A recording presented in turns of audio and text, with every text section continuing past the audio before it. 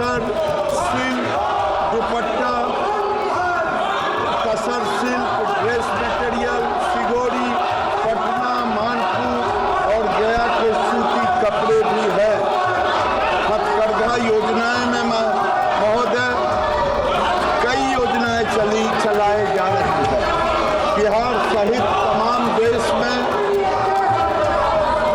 Small cluster development program, handloom marketing assistant, special infrastructure project, mega cluster development program, consultation credit weavers Mudra loan, handloom weavers welfare.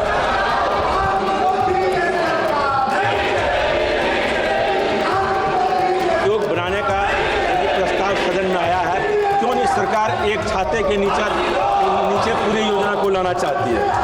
क्या सरकार बुनकरों के लिए कोई सर्वेक्षण कराकर विशेष पैकेज देने का विचार रखती है? महोदय, सर्वेक्षण मुझे समझ में नहीं आ रहा। माननीय सदस्य, सर्वेक्षण हमारा होते रहता है। अभी देश के अंदर अगर आप लेंगे तो 35.22 लाख कारीगर हैं, 26.74 लाख बुनकर हैं, 8.48 लाख संबंधित पुरुष हैं। महिलाओं की संख्या भी लगभग 72% है। जेंडर की संख्या, ट्रांसजेंडर की संख्या 494 है। फुल टाइम वर्कर लगभग 17.89 लाख है। पार्ट टाइम वर्कर 17.33 लाख है। अनुसूचित जाति कामगारों की संख्या 4,84,184 है, 14%। अनुसूचित जातियों की संख्या है 19%, 6,28,768। पिछड़ा वर्ग कामगारों की संख्या है 12,67,308, 33%। अन्य कामगारों की संख्या है 11,42,292%। महोदय,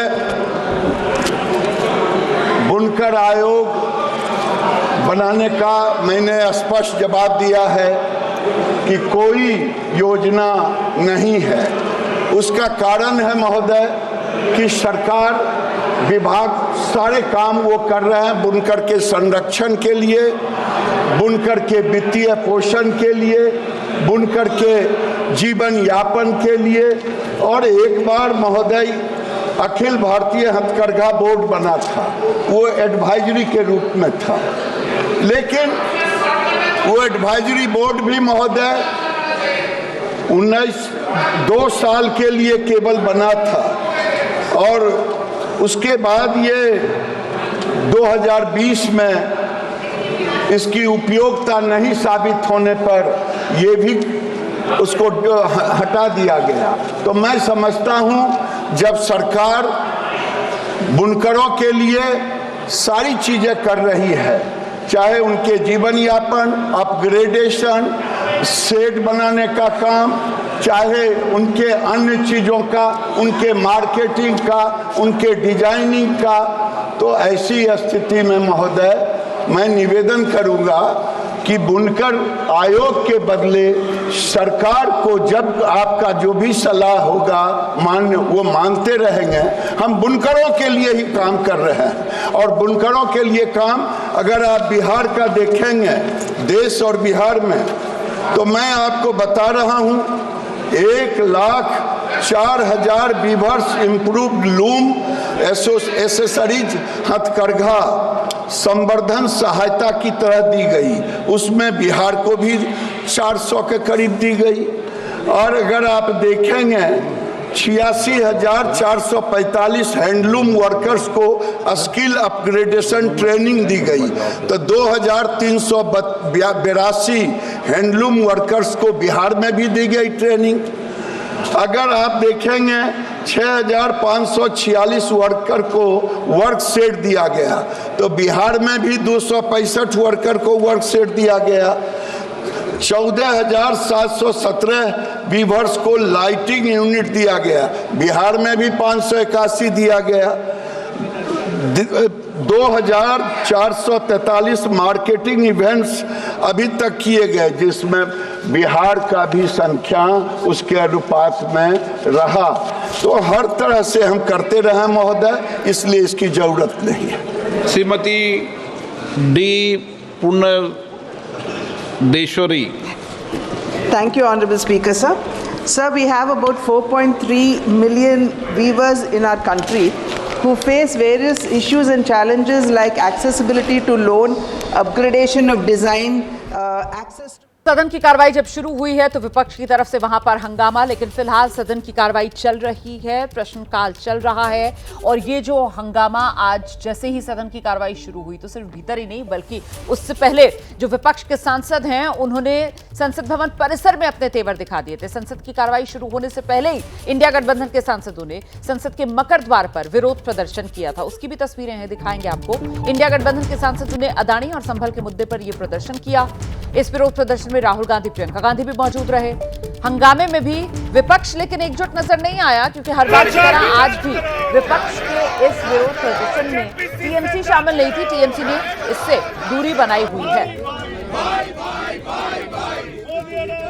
संसद भवन की सीढ़ियों पर विपक्ष प्रदर्शन कर रहा है। मुद्दा है अदानी का और घेरेबंदी की जा रही है मोदी सरकार की। प्रदर्शन में राहुल गांधी शामिल हैं, प्रियंका गांधी शामिल हैं और विपक्ष के तमाम सांसदों को आप देख सकते हैं। जो एक बड़ा पोस्टर लिया हुआ है सांसदों ने अपने हाथों में, उस पर लिखा है मोदी अदानी एक है। अदानी के मुद्दे पर लगातार विपक्ष चर्चा की मांग कर रहा है और इस मसले पर जो है वो सदन की कार्रवाई भी लगातार बाधित हो रही है। पूरे एक हफ्ते तक कोई काम नहीं हुआ और दूसरे हफ्ते की शुरुआत के पहले दिन में भी कोई काम नहीं हुआ। हालांकि देर शाम सुलह की स्थिति जरूर नजर आई और गतिरोध संसद का जो है वो टूटता हुआ नजर आया जब संविधान पर चर्चा के लिए सरकार तैयार हो गई और अगले हफ्ते उसकी तारीख भी तय हो गई है। लेकिन साफ है कि अदानी के मुद्दे पर विपक्ष खासतौर पर कांग्रेस के जो तेवर हैं वो आक्रामक बने हुए हैं और आप देखिए कि किस तरीके से अदानी के मुद्दे पर प्रदर्शन किया जा रहा है और नारेबाजी की जा रही है और मोदी सरकार पर हमले की कोशिश हो रही है और मांग विपक्ष की है कि अदानी के मुद्दे पर सदन में चर्चा हो। जिस तरीके से आरोप लगे हैं ताजा अमेरिका में अदानी समूह पर रिश्वतखोरी को, इसके अलावा पहले से ही जेपीसी की मांग अदानी समूह को लेकर के विपक्ष के द्वारा की जाती रही है और उसी मांग को दोहराते हुए विपक्ष के तमाम सांसद। Jainendra Kumar, ABP news, Delhi. तो इंडिया गठबंधन के सांसदों की ये नारेबाजी, ये प्रदर्शन, लेकिन इससे टीएमसी की दूरी। टीएमसी के सांसद है सुदीप बंदोपाध्याय, दावा कर रहे हैं इंडिया गठबंधन ऐसा कोई प्रदर्शन करने वाला है, इसकी जानकारी टीएमसी को दी ही नहीं गई थी। हमारे पास खबर नहीं आया। हम तो इंडिया में है लेकिन खबर नहीं आया तो क्या करें। किसने खबर नहीं दिया? सारे विपक्षी पार्टी हैं सुदीप दा यहाँ पे। मैं नहीं बोल पाऊंगा तो वो लोग जवाब करेंगे। हमारे पास बांग्लादेश इशू है, वो इशू उठाएंगे, मैं भी उठाऊंगा थोड़ा देर में। और देखिए, इस प्रोटेस्ट के दौरान कांग्रेस के सांसद हैं शशि थरूर उम्मीद जता रहे हैं कि संसद के भीतर कामकाज होगा, कई मुद्दों पर चर्चा करने का मौका मिलेगा और आज फिलहाल वो हो भी रहा है सदन में। बड़ी खबर मैं आपको बता देती हूँ, केंद्रीय संसदीय कार्य मंत्री किरण रिजिजू, उनका बयान सामने आया है। 13 और 14 दिसंबर को लोकसभा में संविधान पर चर्चा होगी और 16 और 17 दिसंबर राज्यसभा में संविधान पर चर्चा करेंगे। कल ही सरकार की तरफ से साफ कर दिया गया था, सहमति पक्ष विपक्ष के बीच बन गई है। लोकसभा में 13 और 14 दिसंबर और राज्यसभा में 16 और 17 दिसंबर संविधान पर चर्चा। पार्लियामेंट में जैसा मेंबर्स का बिहेवियर है वो सब देश देखता है और अगर पार्लियामेंट नहीं चलेगा तो देश कैसे चलेगा। देश को चलाने के लिए भारत का संसद चलना बहुत ज़रूरी है। पार्लियामेंट ठीक से अगर नहीं चलेगा तो उसमें सबसे ज़्यादा नुकसान देश को होता है और अपोजिशन एमपीज को होता है। सरकार का काम तो करते रहेंगे, सरकार का पास में मेजॉरिटी है और हमारा बहुमत के कारण अगर कोई बिल पारित करना है तो हम तो वैसे ही पारित कर देंगे। अगर अपोजिशन चर्चा नहीं करना चाहते हैं तो भी हम बिना चर्चा का भी हम पारित कर सकते हैं क्योंकि मेजॉरिटी है। लेकिन ऐसा करना ठीक नहीं लगता है, इसलिए हम चर्चा चाहते हैं। अगर कोई यूएस कोर्ट में, अमेरिका या ब्रिटेन, ऑस्ट्रेलिया, किसी कोर्ट में किसी भारतीय का खिलाफ कुछ भी जजमेंट देते हैं तो क्या संसद चर्चा करते रहेंगे क्या? संभल हिंसा को लेकर अखिलेश यादव का बयान सामने आया है। संसद में संभल पर चर्चा हो। अखिलेश यादव ये मांग दोहरा रहे हैं। संभल को लेकर अखिलेश यादव कह रहे हैं कि वहां जो स्थानीय अधिकारी हैं अपनी मनमानी कर रहे हैं और संभल हिंसा के लिए बीजेपी को कटघरे में खड़ा करते हुए अखिलेश यादव की तरफ से कहा जा रहा है कि संभल हिंसा बीजेपी की सोची समझी रणनीति है। सुनिए। हमारी मांग अभी भी वही है कि सदन में संभल को लेकर के हम लोग चर्चा करना चाहते हैं, अपनी बात रखना चाहते हैं, क्योंकि जिस तरह का व्यवहार अधिकारियों का है, अधिकारी मनमानी कर रहे हैं और वहाँ की सरकार के इशारे पर मनमानी हो रही है और मनमानी इस हद तक है कि वो भारतीय जनता पार्टी के कार्यकर्ता बनकर के काम कर रहे हैं। भारतीय जनता पार्टी की सोची समझी रणनीति है कि लोगों को उलझा के रखो इस तरह के मसलों पर। समाजवादी पार्टी कभी इस तरह के व्यवहार को स्वीकार नहीं कर सकती है। हमारी प्रायोरिटी है कि संभल पर चर्चा हो, संभल की बात हो। कम से कम जो दोषी अधिकारी हैं जिनकी वजह से वहाँ जाने गई हैं, उत्तर प्रदेश का माहौल ख़राब हुआ है और जो लोग हर जगह खोद देना चाहते हैं, खोदना उनका लक्ष्य बन गया है। जो लोग खोदना चाहते हैं वो याद रखें, देश का सौहार्द भी खो देंगे एक दिन। आज कांग्रेस के सांसद हैं शशि थरूर, उनकी तरफ से उम्मीद जताई गई कि सदन की कार्रवाई चलेगी और अलग अलग मुद्दों पर चर्चा करने का मौका मिलेगा। भी ऐसा लग रहा है कि अभी तो आइंदा चलेंगे हम पार्लियामेंट की तरफ और जो पार्लियामेंट के अंदर, संसद के अंदर हमें जो कुछ कहना है वो सब कह देंगे। जिस विषय आपको पता है सरकार तय करती है कि कौन से विषय आए चर्चा के लिए, तो बाकी जो विषय विपक्ष चाहते थे कि लोगों के सामने संदेश रखें, किसान विरोधी सरकार, हाय हाय, अपने सारे नारे सुने हैं, एक एक विषय के खिलाफ, तानाशाही के खिलाफ वगैरह सब नारे चला के लोगों को सुना के लोगों को ये संदेश भेज के आज से कामकाज होगा सर? मेरे ख्याल में अभी स्पष्ट है कि होने वाला। एक सवाल ये सर कि टीएमसी इस इंडिया गठबंधन के प्रदर्शन से दूर रही, मीटिंग में भी वो नहीं आती, क्या ये कमजोरी बताती है इंडिया गठबंधन की? नहीं, अब तक तो मेरे ख्याल में हमारे कोऑर्डिनेशन तो दूसरे विषय पे है, तब तो आगे चल रहे हैं। आपको पता है कि बंगाल के अंदर वैसे भी हम एक साथ नहीं थे, तो शायद इसी के कारण वो लोग इस विषय पे भी अलग। और आपको लगता है सर अदानी के मुद्दे पर सरकार चर्चा को तैयार होगी, जिस तरह से आप लोगों ने एक आक्रामक प्रदर्शन किया है? मेरे ख्याल में अब तो ये स्पष्ट है कि सरकार तय करेगी कि कौन से विषय पार्लियामेंट में लाना है और जो विषय वो लेके आएंगे तो उनके हाथ में है। आपको पता है कि बैंकिंग बिल है, रेलवे बिल है, इस किस्म की चीजें आएंगे, लेकिन विपक्ष को दूसरे मौके मिलेंगे बोलने के। जैसे संविधान पर चर्चा, संविधान पे चर्चा, सप्लीमेंट्री डिमांड्स पर, प्रोग्राम्स पे चर्चा, ऐसे विषयों पे सारे मुद्दे जो देश के सामने हैं, ये सारे के बारे में बोलने का मौका मिलना चाहिए।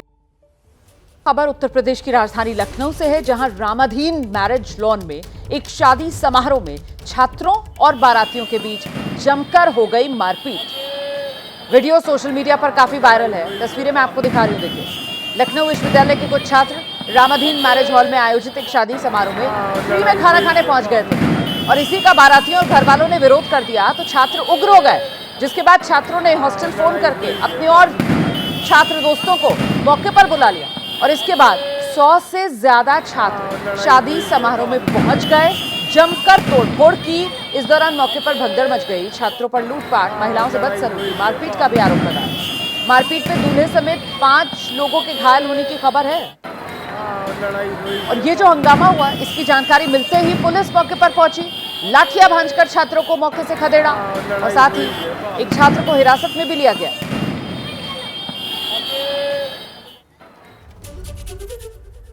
तो रामाधीन मैरिज लॉन में बवाल के मुद्दे पर समाजवादी पार्टी और कांग्रेस ने उत्तर प्रदेश की सुरक्षा व्यवस्था को लेकर सवाल उठा दिया।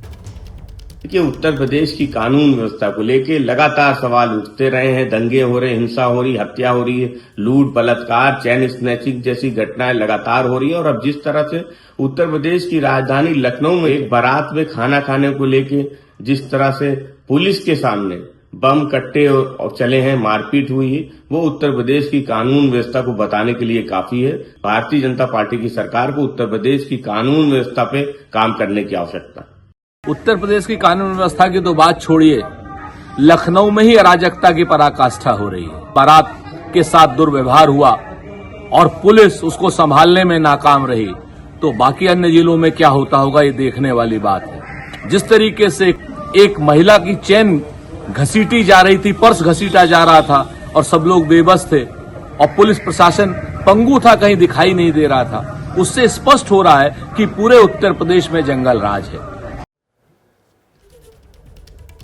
और दिसंबर का महीना शुरू हो चुका है, सर्दी ने भी अपने तेवर दिखाने शुरू कर दिए हैं, खासकर उत्तर भारत के जो पहाड़ी इलाके हैं वहां पर। पहाड़ी राज्य उत्तर भारत के जम्मू कश्मीर, हिमाचल में एक बार फिर से बर्फबारी हुई है, तापमान में गिरावट दर्ज की गई है।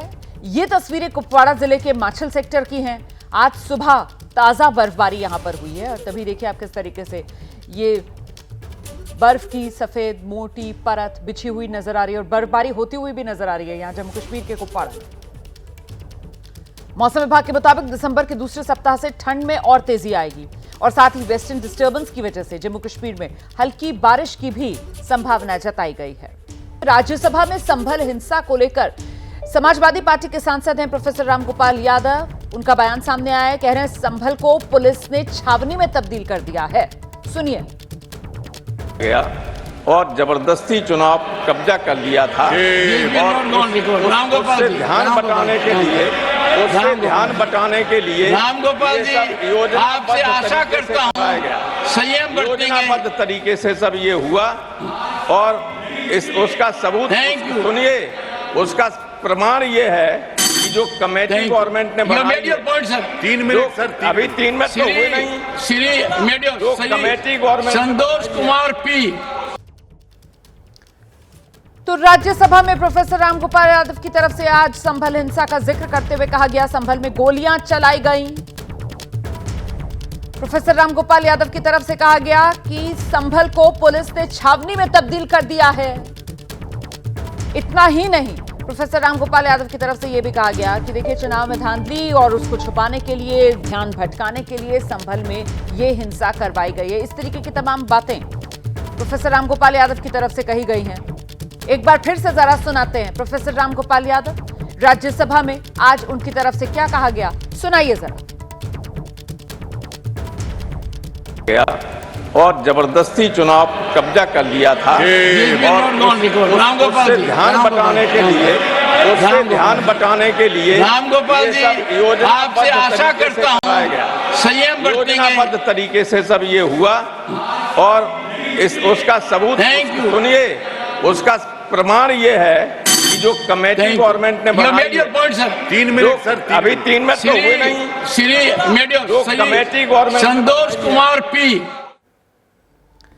तो इस वक्त की बड़ी खबर मैं आपको बता दूं, संभल हिंसा का मामला जो राज्यसभा में उठा है, समाजवादी पार्टी के सांसद प्रोफेसर रामगोपाल यादव की तरफ से संभल हिंसा का जिक्र राज्यसभा में किया गया।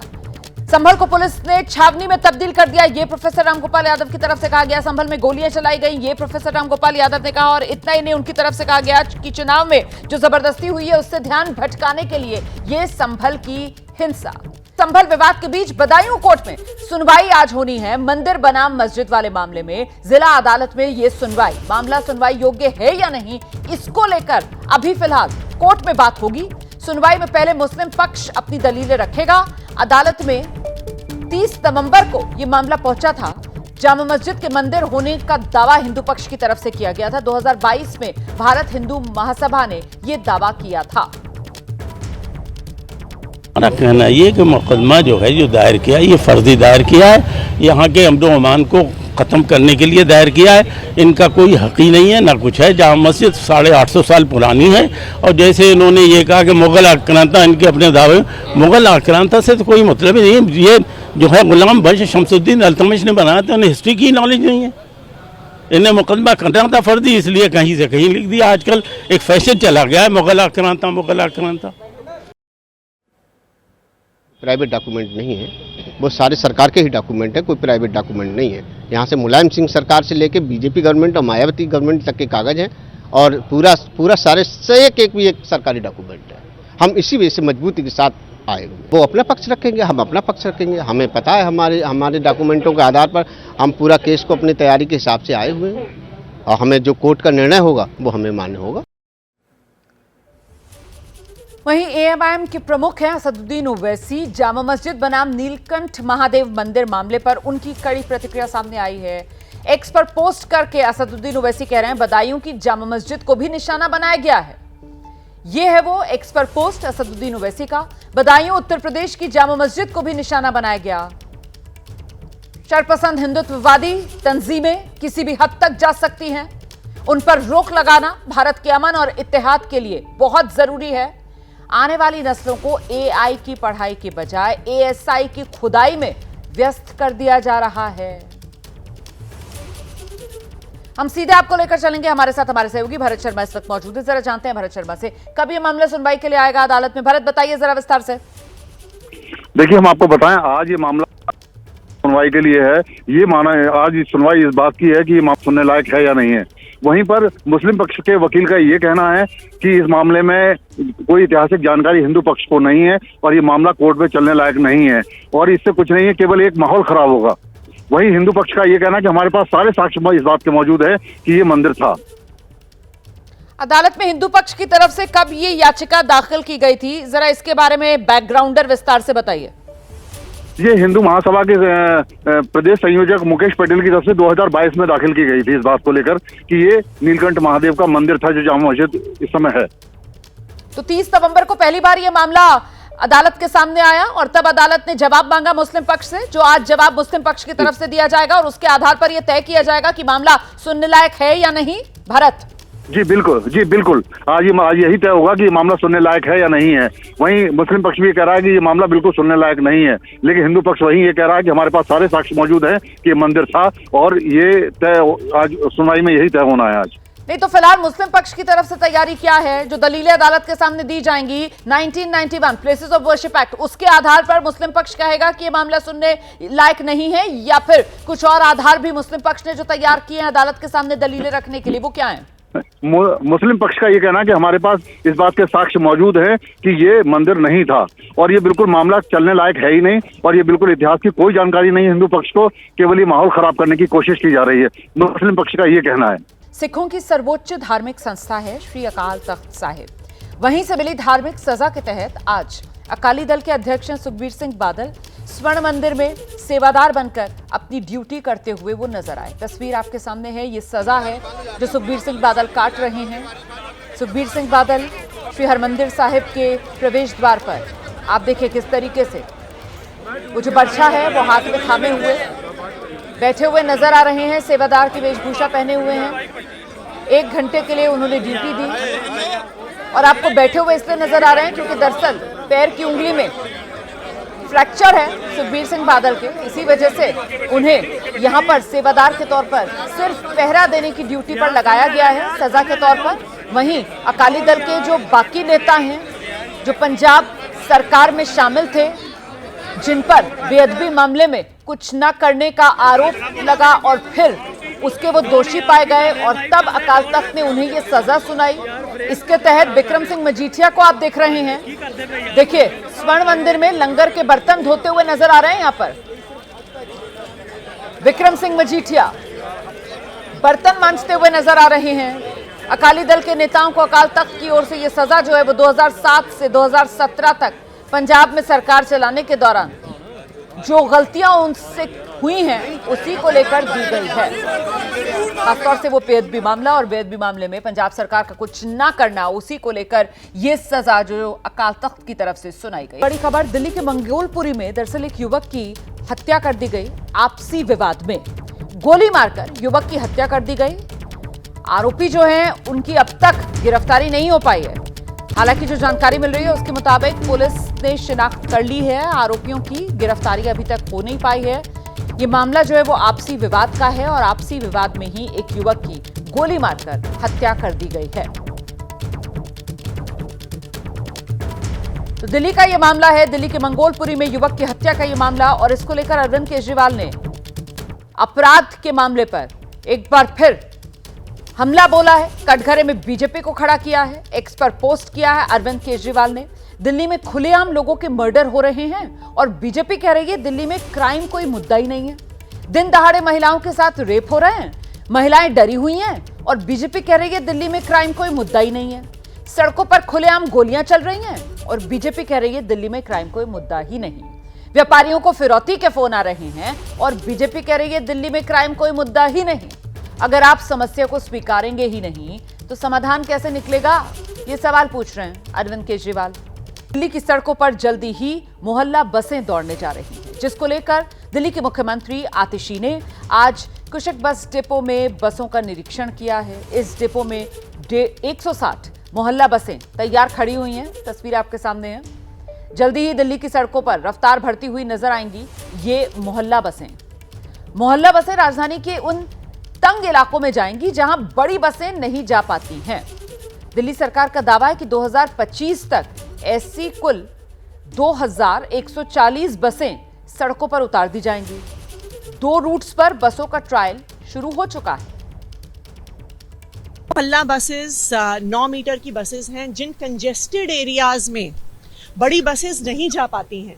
जो 12 मीटर की दिल्ली में इलेक्ट्रिक बसेस, सीएनजी बसेस चलती हैं, कंजेस्टेड एरिया के हिसाब से ये इनिशिएटिव दिल्ली सरकार अरविंद केजरीवाल जी के मार्गदर्शन में लिया गया है।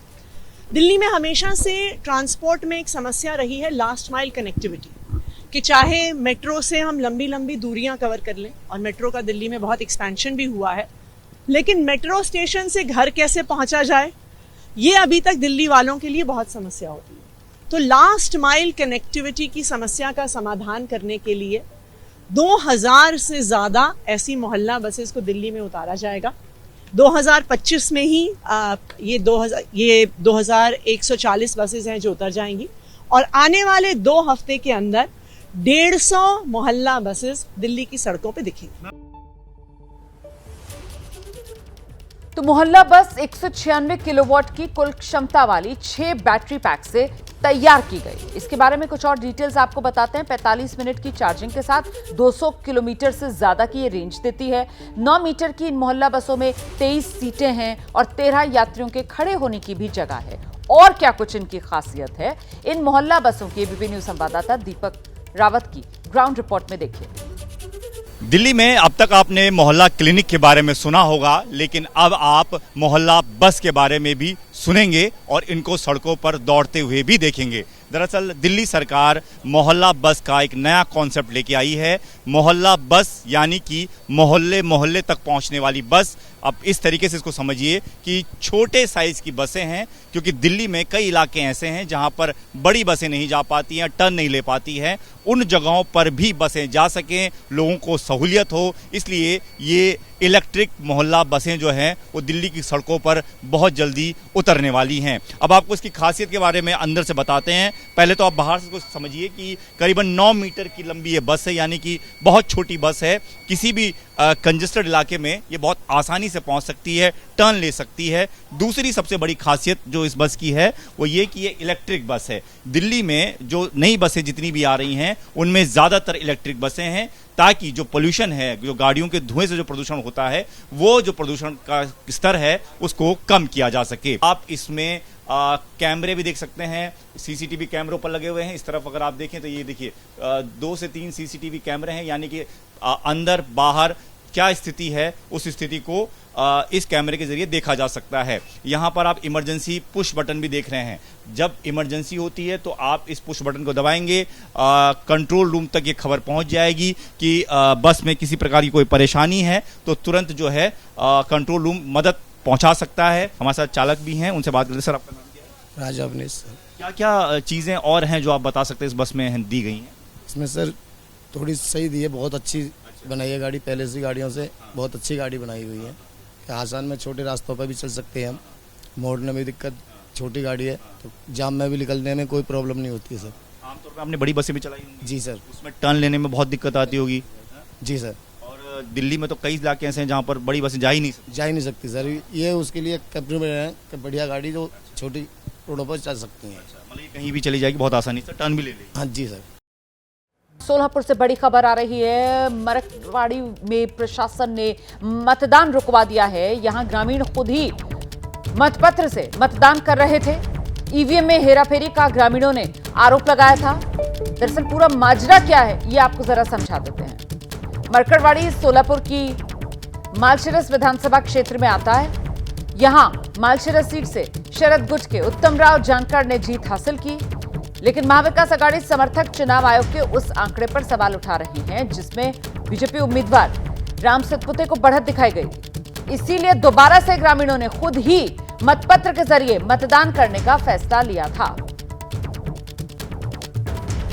आपको बहुमत मिला है और आप ये लोग बार बार यहाँ से क्लैरिफिकेशन, वहाँ से क्लैरिफिकेशन, कोई दिल्ली भाग रहा है, कोई मुंबई भाग रहा है, कोई ठाणे भाग रहा है, कोई सतारा भाग रहा है। ये कैसे, क्या परिस्थिति बना दी है आपने महाराष्ट्र की? और वहाँ पे वहाँ की जो जनता है वो विरोध में आ गई है कि ये जो वोट मतदान हुए हैं वो उनके मन के खिलाफ हुए हैं। एक गांव है जहाँ पे वो बैलेट पेपर के माध्यम से इलेक्शन करना चाह रहे हैं, उन पे रोक लगा दी गई है वहाँ के प्रशासन ने। तो जब जनता भी उठकर आ रही है कि उनको ये स्वीकार्य नहीं है, वहाँ पे डिसीजन ये लोग नहीं ले पा रहे हैं, तो महाराष्ट्र की क्या परिस्थिति आप समझ सकती हैं।